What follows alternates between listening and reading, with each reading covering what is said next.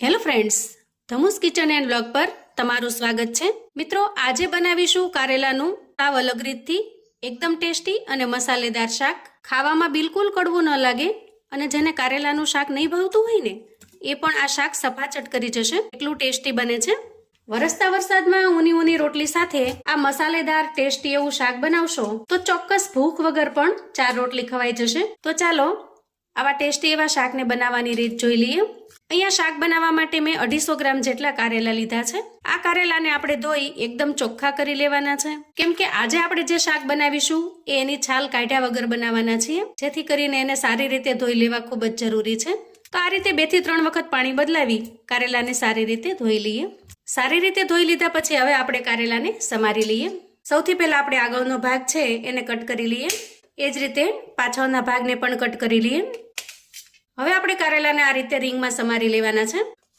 ખરેખર આ શાક ખૂબ જ ટેસ્ટી બને છે.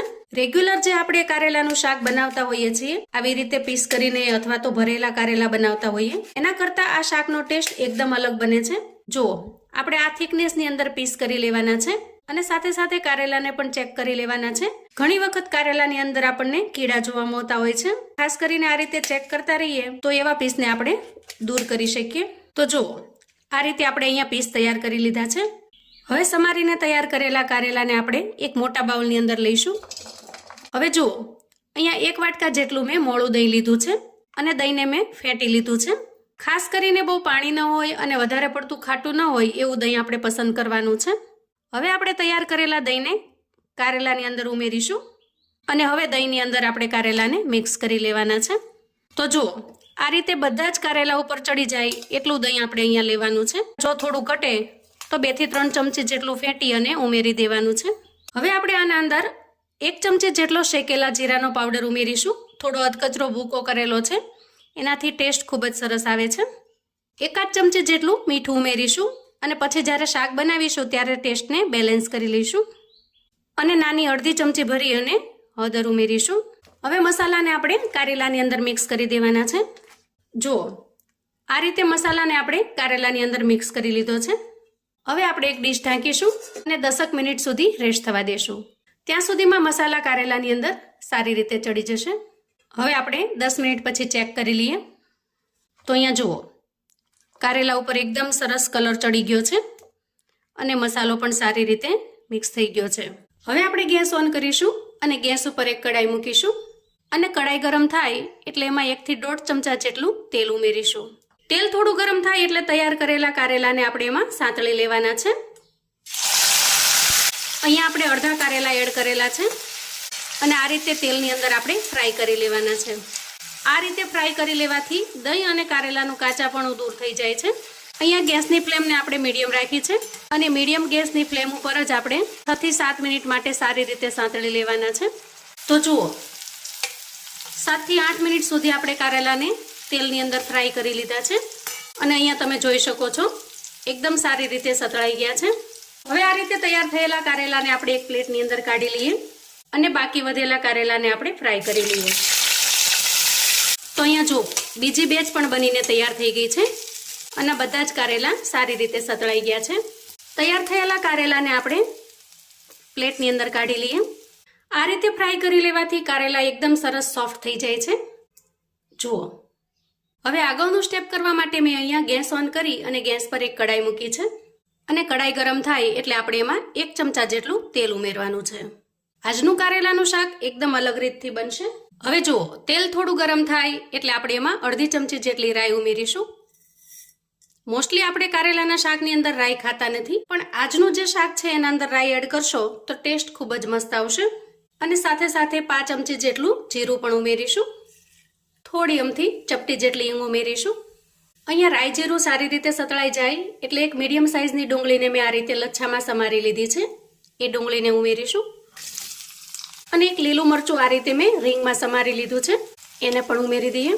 ડુંગળીને આપણે અહીંયા તેલની અંદર થોડી ફ્રાય થવા દઈએ જેથી એના અંદરનું કાચાપણું દૂર થઈ જાય.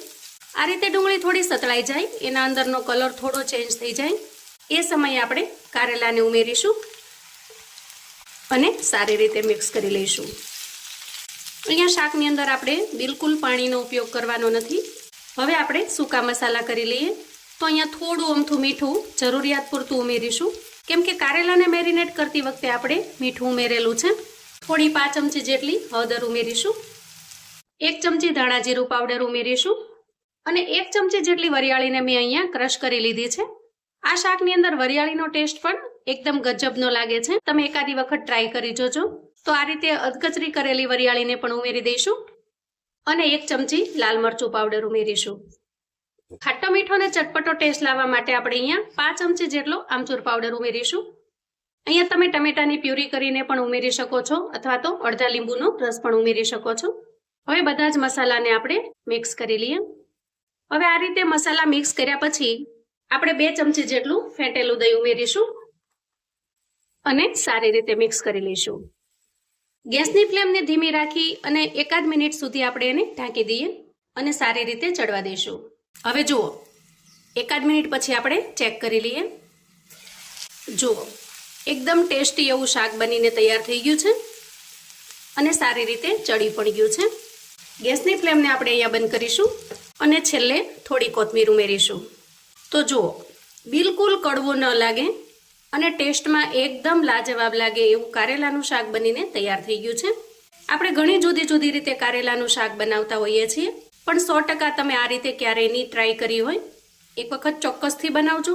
વરસતા વરસાદની અંદર ઊની રોટલી સાથે આ શાક ખાવાની ખૂબ જ મજા પડી જશે. એવું ટેસ્ટી અને મજેદાર બને છે. હવે આપણે શાકને સર્વ કરી લઈએ. મોટાભાગે આપણે ગુજરાતની અંદર દાળ ભાતની સાથે આવું કોરું શાક બનાવતા હોઈએ છીએ. તો તમે પણ એક વખત આ રીતે દાળ ભાતની સાથે અથવા તો રોટલી ભાખરીની સાથે બનાવીને ટ્રાય કરજો. 100% ગેરંટી છે મિત્રો કે તમને આ કારેલાનું શાક ખૂબ જ પસંદ આવશે અને ઘરનાને પણ આ શાકનો અમેઝિંગ ટેસ્ટ ખૂબ જ મજેદાર લાગશે. અહીંયા તમે જોઈ શકો છો, કારેલા એકદમ સરસ ચડી ગયા છે, બિલકુલ કાચા રહ્યા નથી. અને જ્યારે પણ બનાવો ત્યારે મને ફીડબેક ચોક્કસથી આપજો કે તમને આ શાકનો ટેસ્ટ કેવો લાગ્યો છે.